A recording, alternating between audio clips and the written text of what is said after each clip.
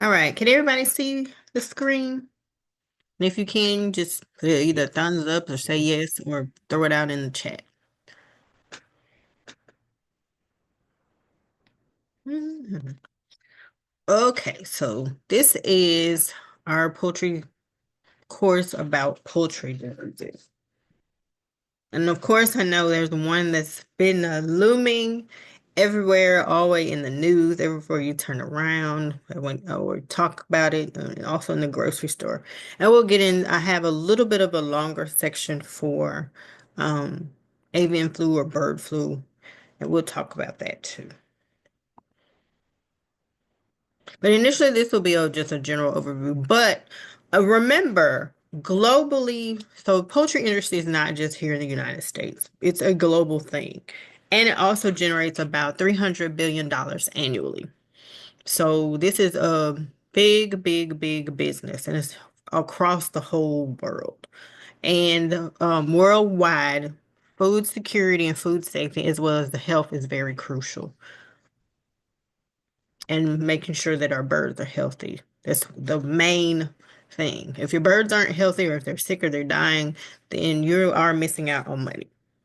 So we are, we've been working on disease prevention and management. And that's another big thing if you're ended up trying to have birds on your property for either eggs or meat production. Management of those birds and decreasing their ability to get diseases is very, very important. That's probably the second most important thing when it comes to um, raising birds. First, it would be their nutrition, and second is definitely their biosecurity or the safety for the birds.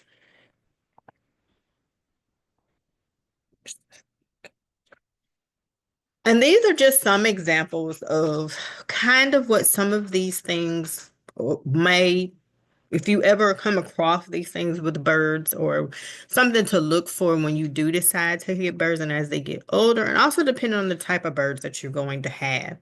Of course, they'll have avian flu and poultry. However, you see a picture of ducks because ducks are the main carriers for avian flu. However, we know ducks can fly and they migrate and they're in ponds, they swim, they do all those things.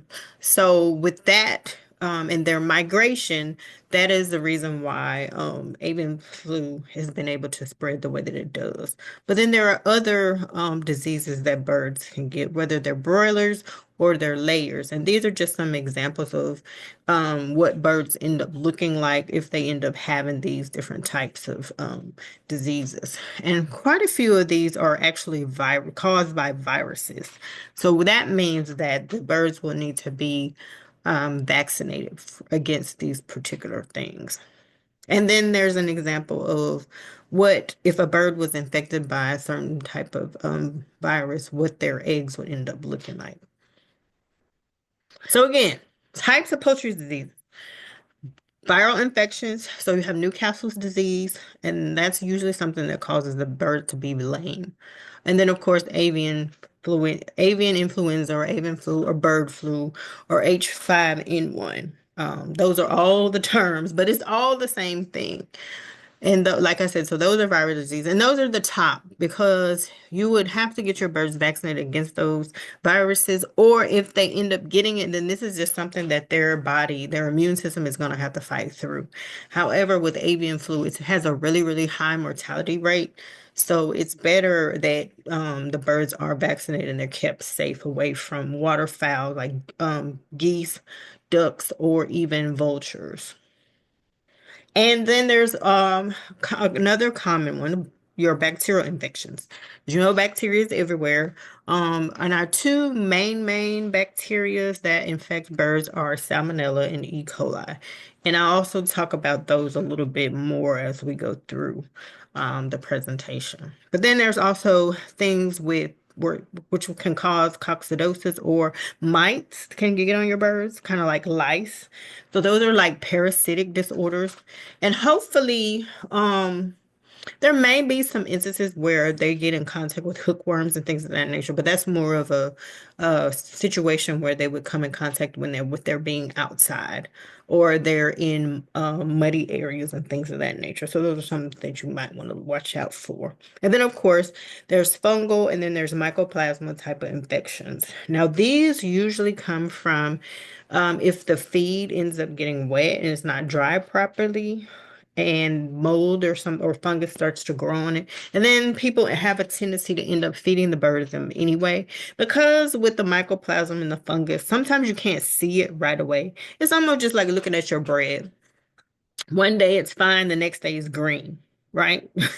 So you still have those fungal spores or those mold spores that were there, but all of a sudden, once they grow to a certain extent, then you're able to visualize and see those. So it's the same thing with those. So that's why when we talked about feeding the birds and how we store your feed, putting them in a nice, dry, cool place, keeping them off the floor, that way that, they don't get the feed doesn't get wet, which also causes them to probably get fungal spores or even mold put on your feed, and then you don't want to feed that to your birds. And then again, your viral diseases with poultry. Like I said about the avian flu. So that's why we're having such a big issue with it because right now it has up to 60% mortality rate. So it causes your severe respiratory issues or distress, and then it can cause organ failure. And then once that ends up happening, that a lot of times the birds ends up dying. Um, and there's Newcastle's disease. Newcastle's disease has been out for a long time. Oops, let me go back. Sorry about that. And that one is highly contagious. And again, this is another respiratory issue that the birds will have a tendency to have. But you can kind of look at the birds and tell that they do not feel well. And you can tell that their breathing won't be normal with all of these types of viral diseases because they all end up infecting the lungs of the bird. So all of these are respiratory type infections. So if you've looked at, just like with humans, you look at us, you're breathing the fine and you're normal. Now, if you're having issues where you can't breathe or it's hard to breathe or, you have to open your mouth or the birds' mouths are opening while they're trying to breathe and you can tell that their breaths are going in and out, then that's just a showing that they are in respiratory distress. And again, all of these diseases have an economic loss or global economic loss. And because of these things, about $20 billion is lost annually because of these three viruses. And then, of course, with the infectious bronchitis, that really hits layer birds really hard and it can it affects their egg production and the quality of eggs that they actually produce. So the eggs that are produced from these birds that are infected with this bronchitis have waves throughout the eggs. And of course, when you see something like that, that is not something that you can provide to your family, yourself, or anyone else. So when you see those types of things, though you know that your bird probably is infected by that. All on top of the symptoms that the bird is probably experiencing. But again, the top diseases that affect poultry are the viral diseases, and they cause the most loss. And this is just another informational thing about H5N1, which is bird flu. So it's been around for a long time. It's not anything new. As you can see, the first round of bird flu was detected between 1996 and 1997. However, it has been a problem in China for probably about 20 years now or more, 20 to 30 years now. And because here in the United States, we didn't start seeing um, bird flu start to pop up until 2021. And more so, really started going, we started seeing it more so in Canada at that period of time. And then also as the birds are migrating and the ducks and the geese are migrating from Canada all the way down to the United States. So we started seeing viruses being detected in the United States.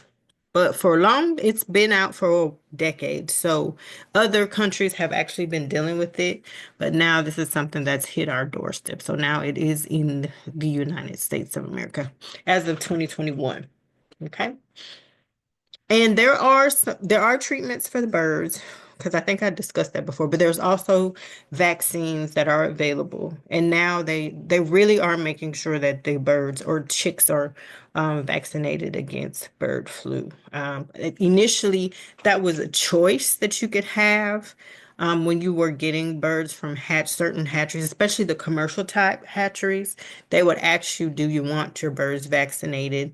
And that was a choice that you could choose. However, now I think they are going more towards these birds or these chicks are already going to be vaccinated for bird flu prior to them coming to you. And that's one thing, like I said, we get quite a few of our birds from Aviagen that we use for our research.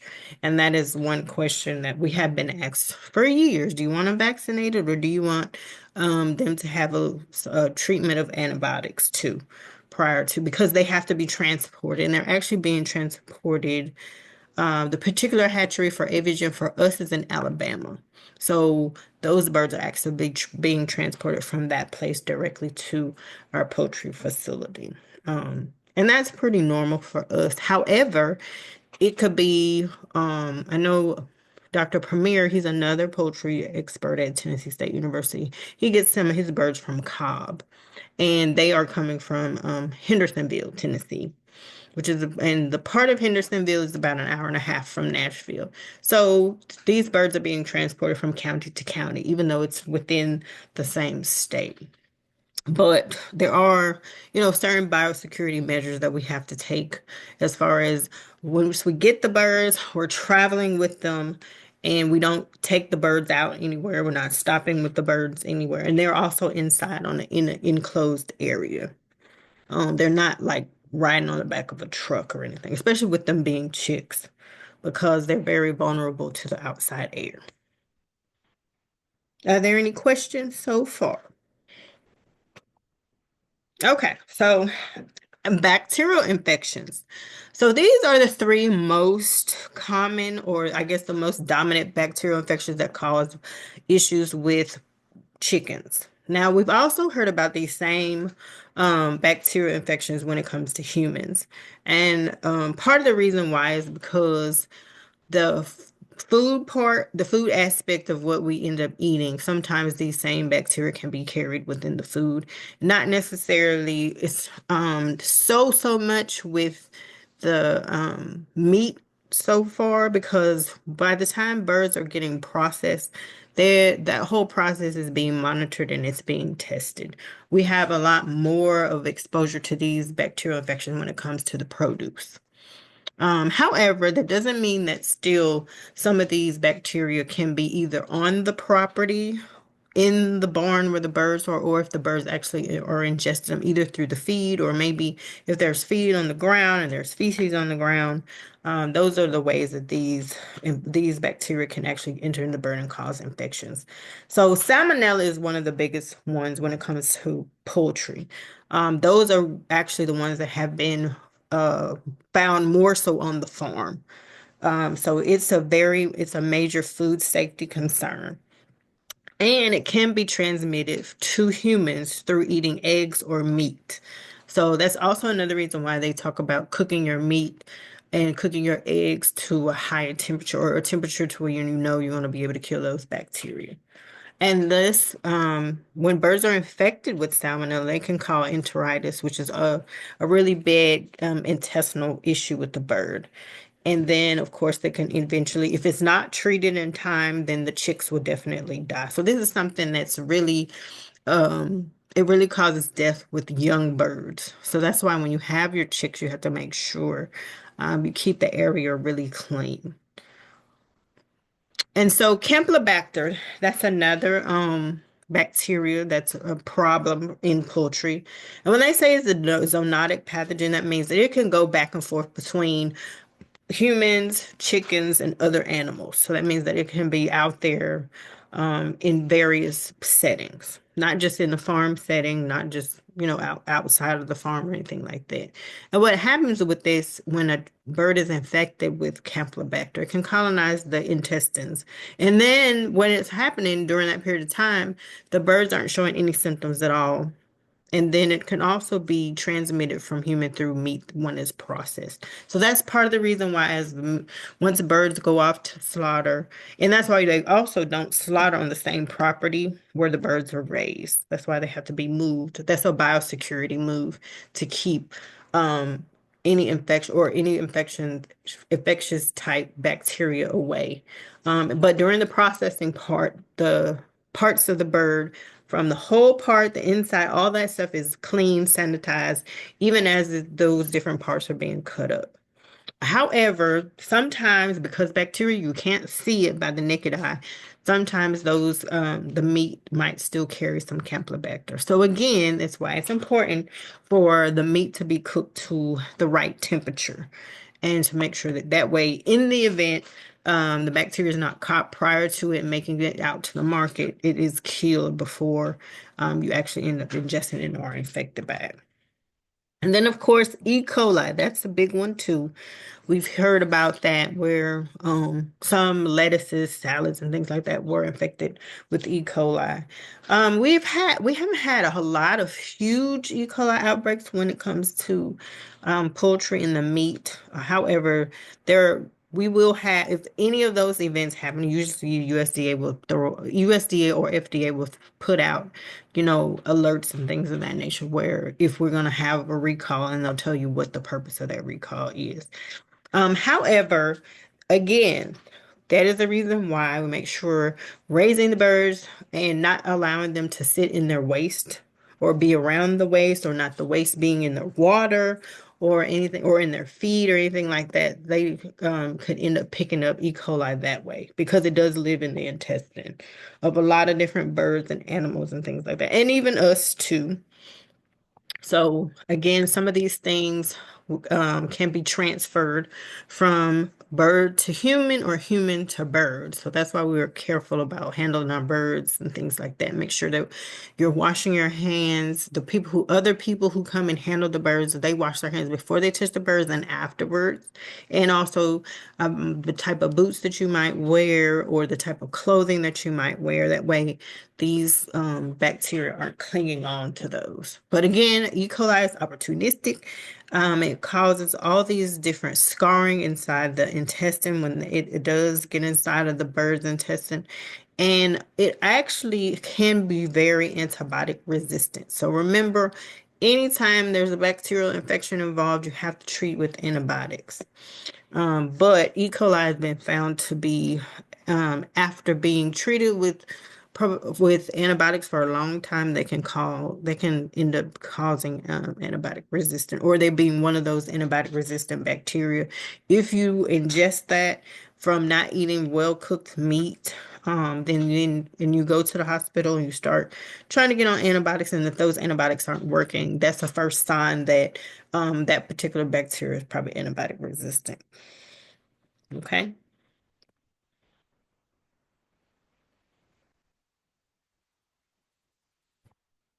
And then you have these parasitic disorders. And they cause a lot of problems too, and also this coccidosis. That is one of the leading parasitic challenges in poultry. And it causes really bad intestinal damages. And sometimes you don't know this damage until after or right before the bird is about to be processed. And that causes about 3 billion, it has a $3 billion global economic impact. So that's another reason why we want to monitor the birds. Or if you think your birds are sick, make sure you get in contact with someone or a vet, or even just call the agriculture department and see if you can talk to the vet or one of their technicians, and they might be able to talk you through the process of, what to look for with your birds and things like that. Or if you have a few birds or a bird that has passed or has died on your property, you can also call them and they'll do a necropsy for you. So that way you'll know exactly, what the cause was or what happened with the bird. And they can look at all the different parts of the intestines and everything, and they can highly determine, what the problem is. And then, of course, you have your hemanthesis or hemanthiasis, which is caused by worms, and they can that being once a bird is infected with a worm, then you can start noticing that them as they're feeding or the feeding process actually will slow down with them, so it reduces. And then it can actually affect multiple birds because what ends up happening is the worm will end up redoing its life cycle inside the intestine. And as the bird is pooping and the waste, then the eggs and things are there. And then other birds are stepping on the waste and things of that nature. And then it just kind of is a pretty vicious cycle. So that's just something that you need to be aware of. And again, that's the reason why we make sure that we clean and keep the areas clean where the birds are. Or if we have laid out litter, after so many weeks, you need to make sure you scoop that litter out and if you're composting and things of that nature. And then there also is mice, and then we have lice infestations. And these happen, and it actually just it's irritating to the birds.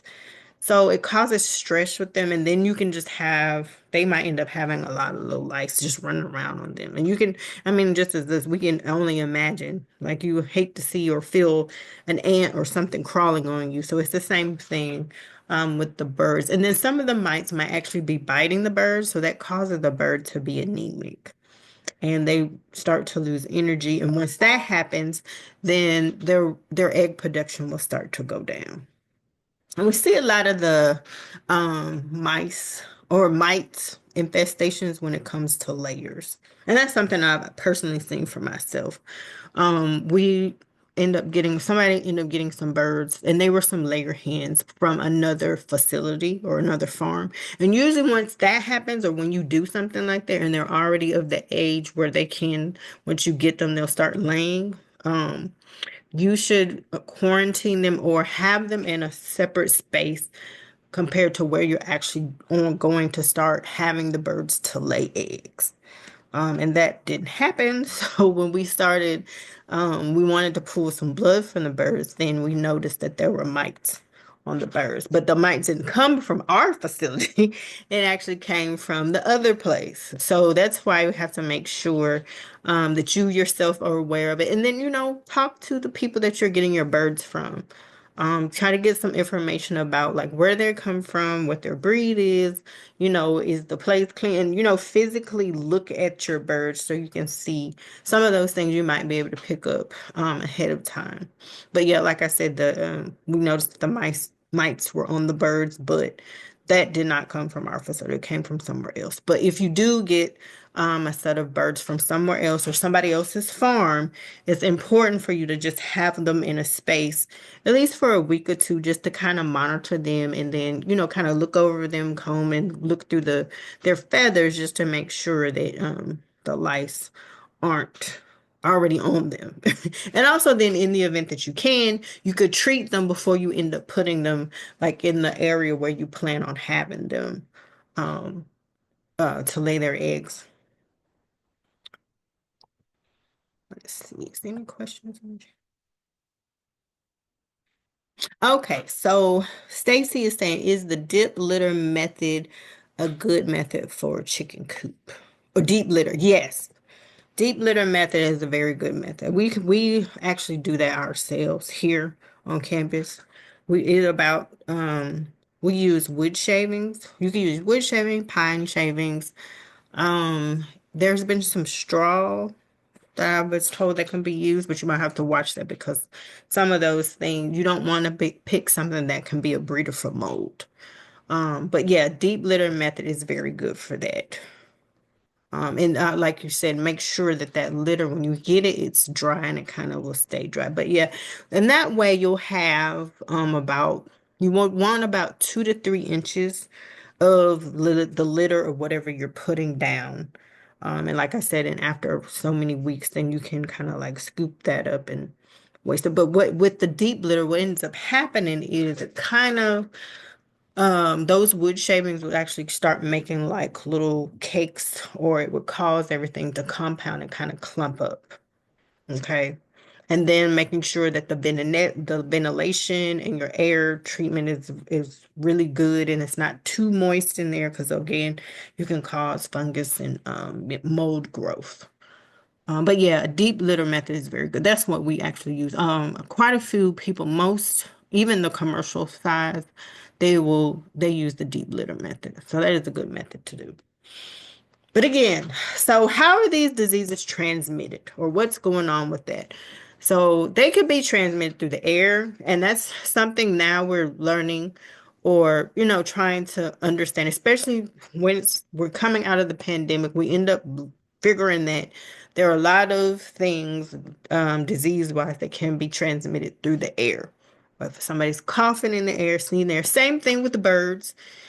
Just the ventilation in the air. If there's a bird that's in your facility or on in within the flock that is sick, then those things can be transmitted throughout the air. And again, a big one, viruses. Viruses, they can spread through the air. And that causes it to go from one flock to the next, right? So that's why you want to make sure that your ventilation and your heat and your temperatures are well. Those help to kind of keep different viruses and bacteria at bay. And then again, what we talked about last time with nutrition, water, the water in the feed. Make sure those sources aren't contaminated or they don't have bacterial growth or spreading pathogens that way. So that's a big way for the birds to contract something and for them to get sick. And kind of like I mentioned before, when if you're doing the deep litter method, try to make sure that you raise your waters to keep them off your litter because of course the litter is going to have urine and waste in it and you don't want that floating or flying into the water because the birds will drink that. And then of course human vectors. It's sometimes it's not the animals, it's us. So we could be the ones bringing in, the diseases or the bacteria or whatever to the birds. So that's why we have to make sure, and again, monitor like who's coming to visit your house or come look at your birds and things of that nature. And of course, you can see in the picture, this is kind of the biosecurity type.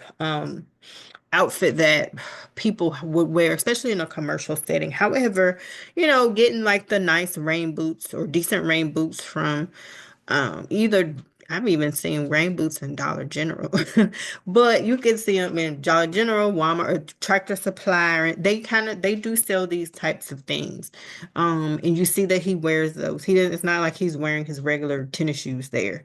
And usually those types of things, anything dealing farm related, we kind of try to keep them at the farm or outside the door of the farm. You don't bring that type of stuff in your house or in your car or any of those types of things because it can transfer back and forth. Or even if you like, say you have pets, dogs, cats, whatever on your property, and you're playing with your dog, the next thing you know, you go check on the birds, you go feed the birds, or you stepped in dog poo, and then now you're walking into your coop or wherever you have your birds. Those are ways that some of these pathogens and infections can be spread back and forth. And another thing with avian flu. They have started to find that right now, cows' numbers are actually higher than birds' numbers right now, as well as the cats. They've had some cats that have been tested for that, and it's also just to make sure that they've tested some vultures as well as, like I said, geese and ducks. So you have to be careful and be on the lookout for those types of things that might end up coming to your property or coming on and try to mingle with your birds. So try to keep those separate, like even animal pets, even your own pets, try to keep them separated from the birds. And again, make sure you have like strict protocols to make sure if somebody's sick, keep them just like you would keep them away from your house or out of your job or out of the cubicle or out of the building. You need to do the same thing when it comes to your birds. If you're not feeling well, then maybe if you can get somebody else to help look after the birds or whatever, or make sure you have the right proper PPE, gloves, and those things you can get at Tractor Supply or in the grocery store or Walmart. Even mask, just to, and mask on a poultry facility is not a bad thing to have because of the If you have too much pneumonia there, it can also impact you and your breathing as well as the birds, and it can burn their eyes and their nostrils and even get down into their lungs. So that's why cleaning up the facility on a regular basis and just making sure you keep monitoring those things. And there are little bitty um, uh, monitors for ammonia and even little thermometers that you can purchase anywhere in a store or even on Amazon just to kind of monitor those things in the coop or around your property just to make sure that those levels stay in the right condition for the birds.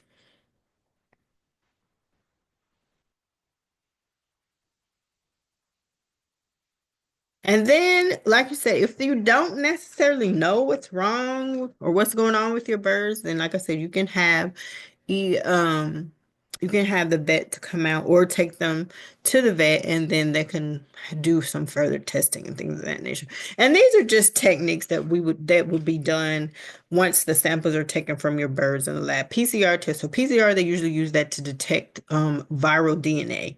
So like when they want to look for avian flu, they'll take samples of the bird or any of the other flus, or even like with us, when they want to do flu or they're looking for COVID, they would do a PCR test because what they're doing is they're looking for the viral DNA in the sample. So if the viral DNA is there, using PCR, it's a pretty accurate test. So then they would say, yes, your bird tested positive for this or something else. And then there's a serology test that'll be done. So that's when they pull the blood from the birds or and then they would test them and look at the flock. And then that helps them to kind of monitor, like depending on how many birds you have, this will be something that they'll do if you have a huge flock. And then of course this happens towards the end. If a bird mysteriously dies, then they would do a necropsy, and that's when they take, and of course this is done after the bird has died. They could come by and pick up the corpse and you would put it in the freezer. They could pick it up the corpse or you could drop it to them. And what they'll do is they'll take all different types of samples, and that way they can determine exactly what the cause of the bird's death. And then once that happens, if you have more birds, then that tells you, okay, this is something I need to watch for. This bird died from this. So is this something that might spread to my flock? And if it is, then maybe your birds might need to be treated. Okay.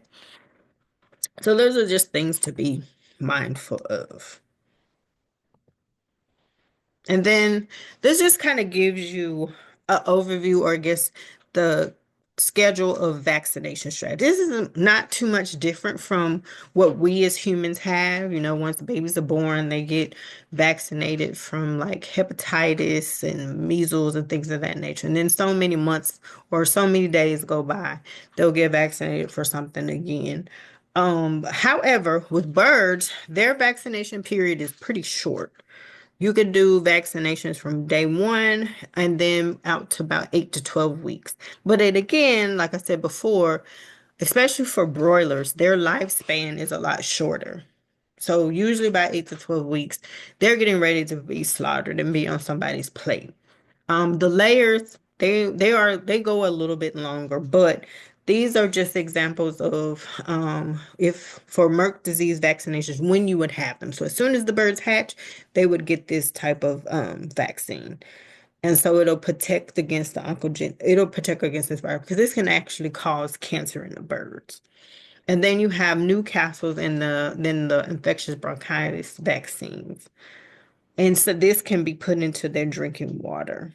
And then by days 14 through 18, you have the infectious bursa disease vaccine. And the bursa is really one of the organs that's really important for a bird's immune system. So if that particular organ gets damaged or it's been infected by this virus, then your bird's life won't make it.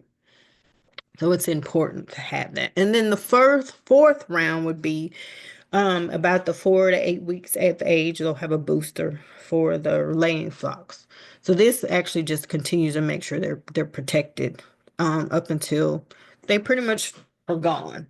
So like I say, their vaccine strategy or their schedule is a lot shorter compared to ours. I think by the time our children are like 11, they'll have every vaccine that they're going to need for the rest of their life, with the exception of the flu, because that changes every year. But these are pretty much the schedules of what vaccines you would have. And like I say, if you're unsure or if you don't know, try to see if you can get as much information about the vaccine status of the birds that you once you get them from somebody else. Or like you said, if you end up hatching them yourselves, you can call a vet and they can kind of guide you on, what else, what needs to be done or where. Um, some of these vaccines were available in the co-op. Now that practice, I'm not sure if that's still going on because ever since we've had a lot of antibiotic resistant bacteria. There was times where farmers were allowed to give antibiotics to the birds as much as they wanted, how long they wanted to. But then when we started seeing the antibiotic resistant bacteria, and then Europe stopped buying meat from us in 2011.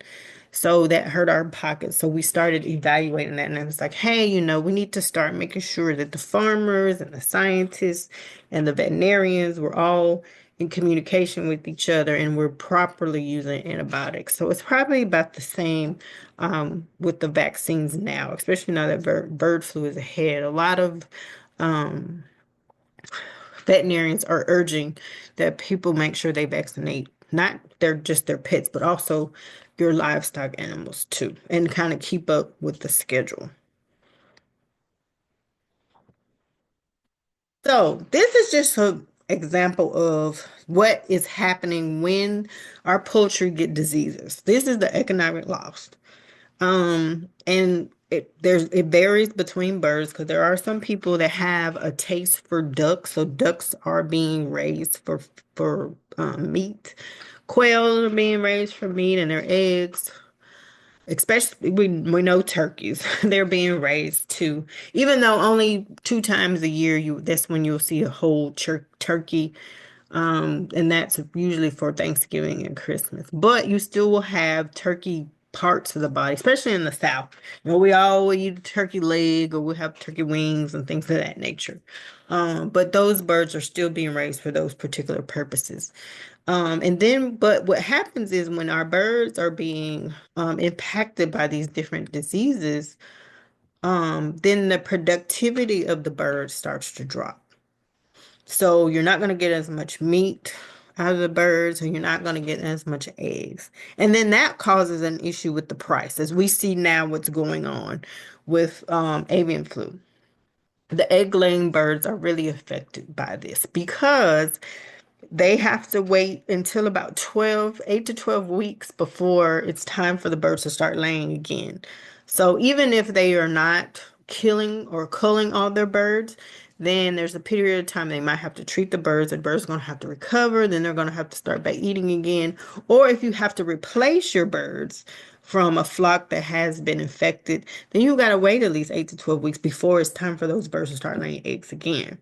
So that's where the price variability ends up causing an issue for the farmers as well as the market and us consumers because now there aren't readily available eggs, right? And that's because we have to wait till birds get to a certain age so they can start laying again. So it's good to have a good biosecurity plan and make sure you're taking care of your birds, make sure they're vaccinated. And if they do need to be treated for antibiotics for a bacterial infection, to make sure that that's done. So that way that the productivity of the bird and the price variabilities of what you might be trying to make with with the egg or the meat product is not going to be affected. Or it won't be affected for a very long time. And try to get treatment as soon as possible so your birds can go ahead and recover. So, again, prevention of these things all comes from us making sure that we're preventing it in the beginning, but then also our continued management of the birds. So housing, making sure that your coop or your chicken house or wherever you end up going to raise your birds or have your birds, make sure it has proper ventilation, has good temperature control, and there's a good stocking density the area. And you don't also give trying to give the birds space. Like so, like we talked about when you wanted to first start, where there is a certain amount of area of there's a certain amount of feet or inches that you would need per bird, right? So you don't want to make sure you don't want your birds to be all stacked up and packed on top of each other because that can also cause spreads of disease real fast. So make sure that you have the right number of footage for your birds. And then make sure you're monitoring them. You have to watch your birds every day. Like we said before, this is a commitment, right? So when you first get your birds, you're going to have to be monitoring them all day, every day. Make sure that their health is doing well. Look at their combs, look at the eyes, look at their talons, their feet. Are they breathing properly? So on and so forth. And these checks don't really take a whole lot of time. But that's just to make sure that you can tell and you can kind of track, well, okay, they were fine for the first 4 weeks. Now, 5 week come around, the birds may not be as active, they may not be running around, the feathers look funny, or the comb is falling, or something of that nature. And then also you keep records of their nutrition. Make sure that they're getting the right nutrition. And like we talked about with poultry nutrition, the vitamins that's there, like your A, D, C, and then your amino acids, which are good for the immune system, such as lysine, to make sure that that is continuously being provided in their diet. And then again, what we talked about with the vaccines, make sure that they meet those scheduled days, just so that we can make sure that they're keeping away from those diseases. Okay. And then these are just examples of what the challenges are when it comes to chickens or poultry. Zoonotic potential, what do they mean? And oh, you have these viruses that are coming from different animals, or it could be coming from humans. That one is like the highest impact right now. So avian flu is an example of that. Because initially we were only seeing it in birds. Now we're starting to see it in cattle, and we're seeing it in cats, and we're seeing it in other outside birds. Okay. And then, of course, the other one would be your antibiotic resistance. That's another big problem. And what some of this stemmed from was, like I said before, the misuse or the overuse of antibiotics in the poultry industry, which kind of started back in 1950. And then we finally got it together after 2011. But it's still a problem. So we learned that the farmers were giving antibiotics to the birds. And initially, they were thinking that they were going to be killing two birds with one stone, but actually, that wasn't the case. The birds were getting bigger. So for the farmers, who, especially if the birds are being processed for meat, then that's a good thing because you get money for your pounds, right? However, antibiotics aren't supposed to be given the whole time from hatch to when the birds are supposed to be slaughtered. That's at least about 8 weeks. So that was causing bacteria to start to get used to the antibiotics, and the overuse of antibiotics, then they were being resistant. So then if people weren't cooking their food properly, or they came in contact to these things either through the products or it being poultry product or blood being left somewhere in certain places while people are preparing the birds or processing the birds, and that was causing people to get sick. And then those antibiotics in the hospital that they were used to treat whatever ailment or bacteria it wasn't working. And then, of course, there's all these other emerging pathogens. There could be new bacteria that could be emerging that we didn't think that would affect chickens, and now that they are. Same thing with certain viruses. Maybe there's certain virus that we thought was just stuck with one type of animal, and now it's what do you want to call it? Has mutated, and now it can infect birds, or it can infect people. So those are another challenges that, cause these diseases as we monitor. But we have people who are monitoring these types of things. And then there's climate. You see what's going on right now. constantly going from very, very hot weather or very cool weather or back and forth. And then you have, and we've been having tornadoes, we've been having high wind, you've been having rain. So the climate does have an effect on birds' health. And the fluctuation can cause issues or can cause the immune system to be vulnerable. And then lastly, it would be the last surveillance gaps. So surveillance gaps mean, okay, well, we were watching the poultry as far as eggs, how the avian flu was working on that. But prior to 2021 and 2023, we weren't really concerned about it, right? Because we were just like, oh, that's just happening over in China. Oh, it's happening over in Europe. Oh, it's happening in Asia. But we weren't really concerned or thinking that maybe this would end up coming to us. So, like we have a pandemic team or something of that nature, or people who are scientists who are continuously surveillancing or watching for, different emerging diseases. Then when 2021 came around and we were like, oh, well, it's in Canada now, then we should have been trying to start surveilling to make sure, well, we know birds, especially if they're coming in geese and it's common in geese and duck for avian flu. Those birds are going to be flying south. So we should have been prepared to start monitoring that when once it got to Canada and not thinking that, oh, it's just going to be over there. We've never had bird flu before and so on and so forth. Well, now we do. So, and now we're dealing with them. We're seeing, what's happening with our markets. But surveillance is something that if we're not keeping a good mind or continuing to watch these things as they unfold, then sometimes we can get behind on being able to treat these types of things. Okay. And then for the future, so what are we doing? What are the scientists doing? What are the vets doing? What are the farmers going to be doing to kind of make sure that our health is the health of our birds is going to stay or it's going to sustain? So right now, scientists and with the help of farmers and also with the help of USDA and FDA, they're starting to surveillance the genetics of certain types of birds. And what they will do is, based on their genetics, they're going to see, well, this breed of bird seems to be more susceptible to avian flu, or they might be more susceptible to E. coli, or they might be more susceptible to salmonella. So this is something that we can understand about the way we select our breeds, right? And then that way we're like, okay, well, some of these birds, if this bird is getting more susceptible to avian flu, well, there might be a different breed of bird that we might want to choose compared to this bird. Just depending on the area in which you live. Also in just selecting your types of breed of bird when it comes to if they're a certain type of egg layer and they produce a good amount of eggs, that's the breed that we would want. But we also want to make sure that that bird is healthy.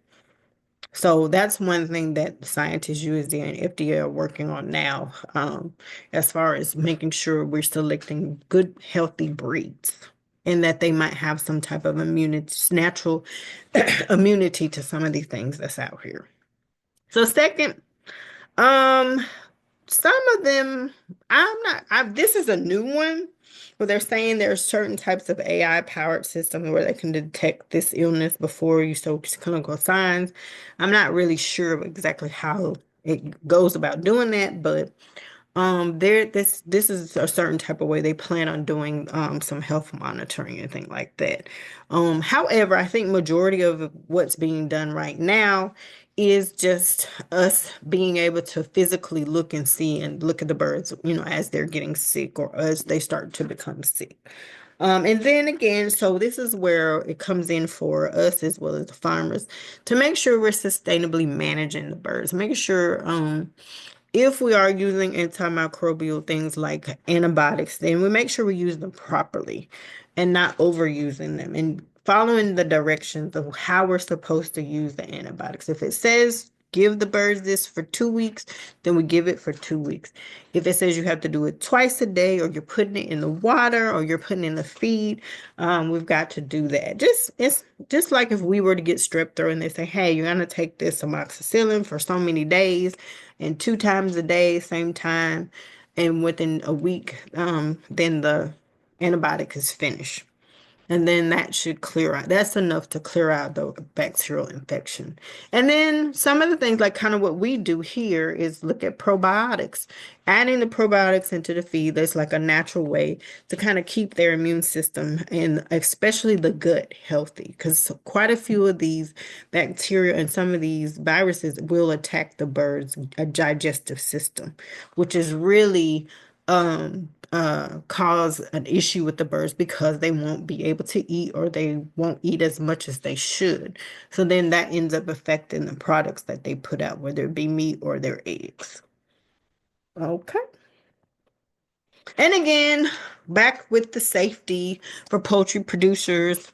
I'll skip over this because everybody here has already heard about it. We're working on getting scheduled visits to do face to face. So that way we can talk about what your poultry needs are. And you can also get your $100 gift card, and then we can work on getting a light put near or around your water system. And we can go through the safety training again. And there's my name and my email address and my phone number on campus. So that I am pretty much done with the presentation. Does anybody have any questions? And then I do have some more like PDFs and pamphlets that are geared more towards the H1N1, the bird flu virus, that I can email to you all directly. But that's it for me. So I'm open to questions or comments.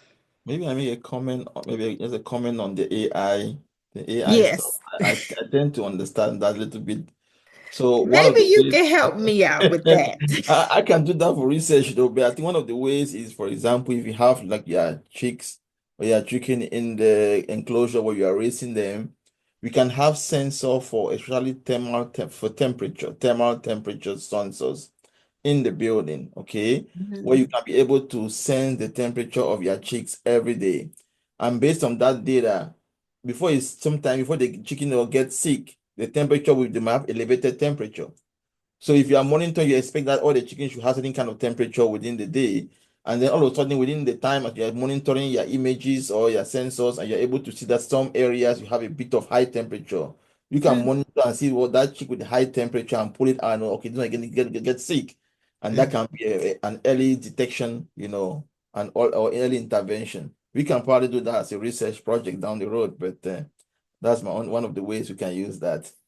Okay. Well, that kind of makes sense. And now that make kind of makes sense. Like I remember how, we were going through COVID and they had the thermal things and they were testing your temperature.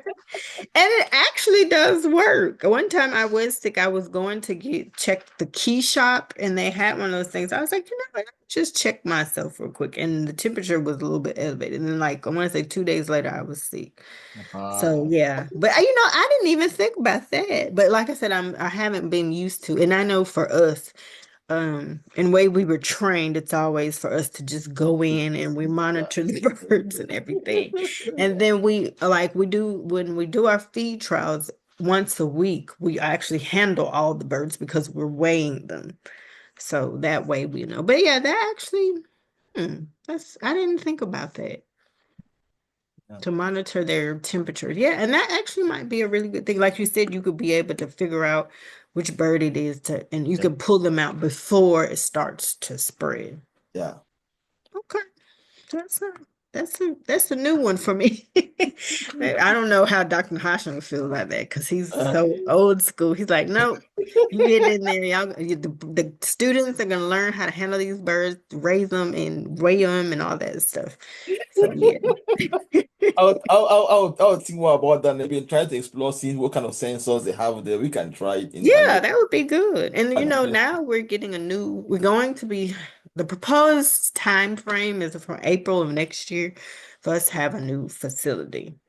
So, and it'll be most of the other stuff, like we'll have sensors for the ammonia, we'll have temperature control and stuff like that. So that might be a thing, that we could actually use. Because we did have one study, maybe back in 2019 where some birds, they were just, it was a probiotic study, but even birds in the control group were just, they were dying. Like every day we would come in and check the birds and over here, bird over here, bird over, and we didn't, we couldn't figure it out. So we did like some electrolytes with them. It seemed that they were getting better, but then they were getting, some birds were just, they constantly still had a little bit of diarrhea and stuff. So, and then like you said, it was only till we could get, one bird died. We took the bird and we were going to send it off to see what the problem is. But by then, we've had so many birds to die. It was kind of like too late. So something like that would be beneficial. Yes. Well, okie dokie. I appreciate y'all hanging with me for this period of time. If So you have what any more about comments, the time schedule? Were you able to get something from John?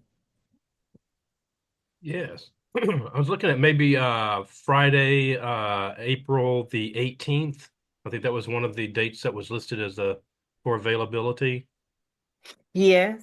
So It I was think it this, was the 18th, the 25th, and the 2nd of May. right. And was that one on a Sunday, the second? Second is Yeah, a Friday they're all also. Second Friday. is Friday. Hmm. That's what I thought. I thought I read something And wrong. then, I mean, if we need to Yeah, there it go is. into deep into May, Fine, well, the Friday the 18th is Good Friday, John. So I don't know if you're a Christian or yeah, not. our are we closed at that time? But I No, know you the kids don't have school. Yeah, I The was eight. almost surprised to see that on there, but since you had it on there, I thought, okay, are. that must be some Yeah, reason you that's a know good day what? for them. Yeah, I wasn't thinking. No That was worries. my bad. I was just like, okay, I'm gonna be gone on the 12th and I'll be back before that. I was like, so we could try to get it going. Yeah. So Mm. maybe, well, what about doing it in May then? Because I'm Yeah. thinking, maybe Yeah. we might try and get a workshop sometime in Winchester Yeah, this month. I think May 2nd would should work. I just need to. I'd like my wife to be available too, because she's actually the one who runs our chicken coop and everything. Okay. So she would be really critical for her to be here.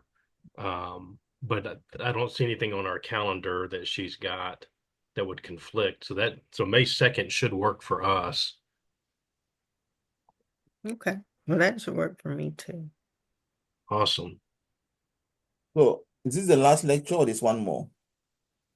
Another one after this. So the Okay. 11th, we have another Friday.